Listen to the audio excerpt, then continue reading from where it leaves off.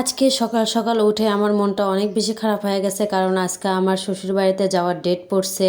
আর আমার এতটুকু যাইতে ইচ্ছা করতেছিল না যে আমি এখন শ্বশুর বাড়িতে যাই, আমাকে জোর করে নিয়ে যাচ্ছিল আমার হাজব্যান্ড। আমি বারবার বলতেছিলাম যে আজকে যাব না, কালকে যাব, এরকম করে বলতেছিলাম। যেহেতু আমার এখানে আসা 10 দিন হয়ে গেছে, আমার বোনের বিয়েতে আসছিলাম, বোনের বিয়ে এখন শেষ। আমি আমার বোনের বিয়ের 3 দিন আগে বাসায় আসছিলাম, ঈদের পরের দিনে। আর আমার বোনের বিয়ে হয়েছে শুক্রবারের দিনে। আর আমার হাজব্যান্ডও তার বাসায় থেকে শুক্রবারের দিনেই গেছিলো আমার বোনের বিয়েতে। সে কিন্তু আমাদের সাথে এক সপ্তাহ থাকে, আমাকে নিয়েই চলে আসবে, আমাকে রেখে আসবে না।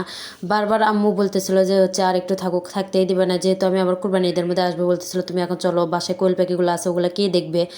মানে কোয়েল পাখি দেখার মতো মানুষ নেই আমি সারা, বুঝছেন? এরকম একটা অবস্থা হয়েছে। আমার বোন বারবার বলতেছিল যে শুক্রবারের দিন যাস, বৃহস্পতিবারের দিন আমার আসার ডেট, আমাকে বারবার বলতেছিল শুক্রবারের দিনে যাস, কিন্তু আমার কে কার কথা শুনে? আমার হাজব্যান্ড আমাকে জোর করে নিয়েই চলে আসতেছিল। যাই হোক, আজকে সকালবেলা আমার বোন এখানে ভুড়ি নিয়ে আসছিলো, তার অনেক বেশি ভুড়ি খাইতে ইচ্ছা করতেছিল, তাই এখানে 1.5 কেজি পরিমাণ ভুড়ি নিয়ে আসছে সকালবেলা ভাইয়াকে সাথ করে নিয়ে। আর আমার ভাইয়াটা কিন্তু অনেক বেশি ভালো, সবাই ভাইয়ার জন্য দোয়া করবেন। ভাইয়াকে সাথ করে নিয়ে ভুড়ি কিনতে গেছিলো, তাই ভুড়ি কিনে নিয়ে আসছে। এখানে কিন্তু মোটা চামড়াটাই বেশি দিছিল, ভালো হয়েছে। তার নারী ভুড়ি বেশি একটা দেয়নি, তেলও বেশি একটা দেয়নি। এই ইয়েটা কিন্তু অনেক ভালো হয়েছে ভুড়িটা। যাই হোক, এরপরে আমরা যেহেতু চলে যাব, তাই আমার দুলাভাই আমার বোনের হাতে এখানে 300 টাকা দিয়ে, মানে কসকসা টাকা দিয়ে বলতেছিল যে আমাকে আর আমার মেয়েকে দিতে। আমার মেয়েকে 100 টাকা দিতে বলছে, আমাকে 200 টাকা দিতে বলছে। আর আমার মেয়েটা টাকা পেয়ে কিন্তু অনেক বেশি খুশি, দেখেন সে টাকা নিয়ে চলে যাইতেছে। টাকা নিয়ে সে তার ওই যে ওখানে পিঁড়ে পাতা আছে, ওই পিঁড়ের উপর যায় মনে করেন যে বালু দিয়ে খেলতেছিল। আর আমার বোন আমাদের জন্য 1000 টাকা ওরকম ভাঙতি করছে। আর নতুন টাকা কিন্তু আমার অনেক বেশি পছন্দ। আমাকে যদি মনে করেন যে 200 টাকা পুরাতন টাকা দেওয়া হয়, তার মধ্যে যদি 100 টাকা নতুন টাকা দেওয়া হয়, তাহলে আমি কিন্তু ওই 200 টাকা না নিয়ে নতুন টাকাটাই আগে নেবো। আমি এরকম, আমার নতুন টাকা অনেক বেশি ভালো লাগে, এই জন্য আমাকে নতুন টাকা দিতেছিল আমার বোন। আর এখানে আমার মেয়েটা তার টাকাগুলা তার নানিকে যায় দিচ্ছিল। আমার মেয়েটা একা একাই দেখি যে তার নানিকে টাকা যায় দিতেছিল, 20 টাকা আম্মুর হাতে দিছে। আমার আম্মু তো অনেক ইয়ে করতেছিল, খুশি হয়েছে। যা আমার আল্লাহ যেন এরকমই করে, আমার মেয়েটাও যেন বড় হয় যেন এরকমই নানিকে ভালোবাসে। যেহেতু তার নানির দেখার মতো মানুষ নেই, আমার বাবা যেহেতু বেঁচে নেই, তাই আমার নানি, মানে তার নানিকেও দেখার মতো কেউ নেই আমরা ছাড়া। আমার মেয়েটা যেন দেখে, সবাই আমার মেয়েটার জন্য দোয়া করবেন। আর এখানে আমার বোন আমার হাতে 200 টাকা ধরিয়ে দিল। আর আমার বোনটা কিন্তু মনে করেন যে বিয়ে হওয়ার পর থেকে একটু অন্যরকম হয়ে গেছে বলতে।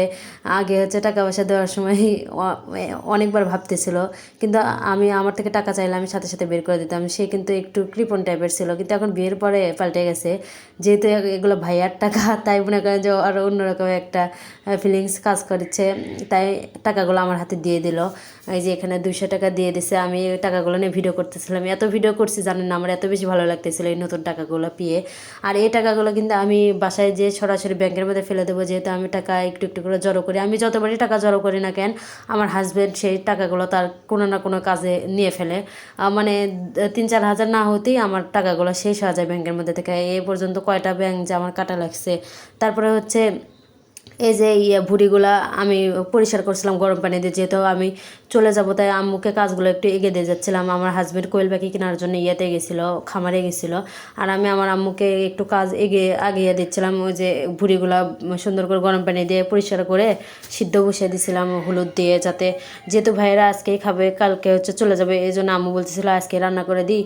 তাই ওই সিদ্ধ করতে করতে মনে করেন যে দেখলাম যে আমার হাজব্যান্ড দেরি করতেছিল, তাই আমি আমার আম্মুকে বললাম যে দাও আমি রান্না করে দিয়ে যাই, তাহলে ভালো হবে নি। আর আমার আম্মু কিন্তু মেহমান অতটা আপ্যায়ন করতে পারে না, আমি গেলে আমার উপরে সব কিছু ছেড়ে দেয়। এতে কেউ কিছু মনে করবেন না, কারণ আমার মা না অন্যরকম মানুষ। সে মেহমান পছন্দ করে ঠিক আছে, কিন্তু আপ্যায়ন করতে পারে না। আমি গেলে আমার উপরে সব মানে পড়ে যায়, ঘাড়ের উপর সব চাপ পড়ে যায়। মেহমান আপ্যায়ন থেকে শুরু করে সব কিছু আমি এগুলো ভালোই করতে পারি। আর রান্নাবান্না থেকে শুরু করে বাসায় গিয়ে যখন মেহমান আসে, আমি কিন্তু এগুলো বেশি করে। আর যে আমরা মনে করেন যে রেডি হয়েছি বাসায় যাওয়ার জন্য, আমি এখন এই যে রেডি হয়ে গেছি, শ্বশুরবাড়িতে চলে যাব। আমার বড় বোন দুলাভাইও কিন্তু মন খারাপ করতেছিল। দুলাভাই বলতেছিল যে তুমি কালকে যাও, আজকে যাও না, আজকে তোমার হাজব্যান্ড চলে যাক। বলেন তো কালকে কে আর একা একা যাইতে পারবো মেয়েকে নিয়ে? যেহেতু হাজব্যান্ড আজকে সিএনজি নিয়ে চলে যাইতেছে, সিএনজিতে আরামসে যাইতে পারবো, পরে কিন্তু আমার একা একা গেলে অনেক বেশি সমস্যা হবে। আর মনে হয় আমাদের যাওয়ার কথা শুনে আকাশটা অনেক বেশি খারাপ হয়ে গেছে, আকাশেরও মন খারাপ হয়ে গেছে। দেখি যে আমাদের যাওয়া মানে বোরকা পরার সাথে সাথে দেখি যে এত বেশি মানে ঝড় বলতে বাতাস হইতেছিল, অনেক বেশি বাতাস হইতেছিল, তাই আমি বাতাসের মধ্যে একটু ভিডিও করে নিচ্ছিলাম। এই যে দেখেন মানে মেঘলাও হয়ে গেছে আকাশটা। আমার মনে হয় আকাশও মনে হয় আমার মতনই মন খারাপ করছে, আমাকে এই বাসা থেকে যাইতে দেবে না। যেহেতু সবারই মন খারাপ, ভাইয়া, আপু, তারপরে আম্মু, ভাই বোনদের সবারই মন খারাপ, আমি এখন চলে যাব। এই জন্য মনে হয় আকাশটা মন খারাপ করে ফেলছে, আমার কাছে এরকমই মনে হইতেছিল।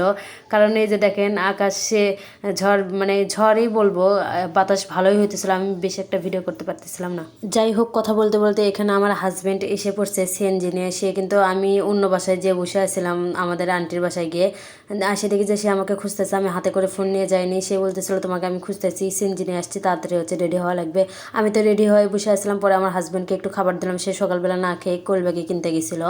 ওখানে কোয়েল পাখির ওখানে যেয়ে অনেক বেশি দেরি করা লাগছে, কারণ হচ্ছে সে নিজের হাতে কোয়েল পাখিগুলো বাছাই করছে, কোনটা মেয়ে পাখি কোনটা ছেলে পাখি এগুলো বাছাই করা লাগছে। এই জন্য তার মনে করেন যে 2-3 ঘন্টা লেগে গেছিলো।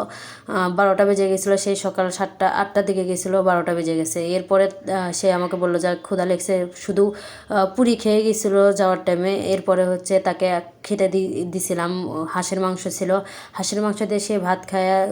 আমরা কিন্তু বেরিয়ে পড়ছি। আমি কিন্তু আসার আগে ভাত খাইনি, কারণ আমার কোনো জায়গায় জার্নি করার আগে কিন্তু ভাত খেতে একদমই ইচ্ছা করে না। তার আধা ঘন্টা 1 ঘন্টা আগে যদি খাই তাহলে ভালো, তাছাড়া কিন্তু আমি একদমই খেতে পারি না। যাই হোক, আমার হাজব্যান্ড খাওয়া দাওয়া শেষ করে আমরা হচ্ছে বেরিয়ে পড়ছি বাড়ি যাওয়ার উদ্দেশ্যে। আর আমাদের এই বগুড়া শহরটা কিন্তু অনেক বেশি সুন্দর, এখন আরও বেশি সুন্দর লাগতেছে। কিসের জন্য জানেন? রাস্তাঘাটগুলো আরও অনেক বেশি সুন্দর করতেছে।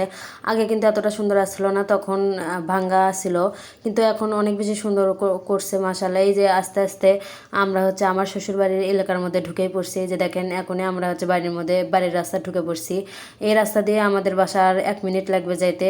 যাই হোক, আজকের ভিডিওটা এই পর্যন্ত। সবাই ভালো থাকবে।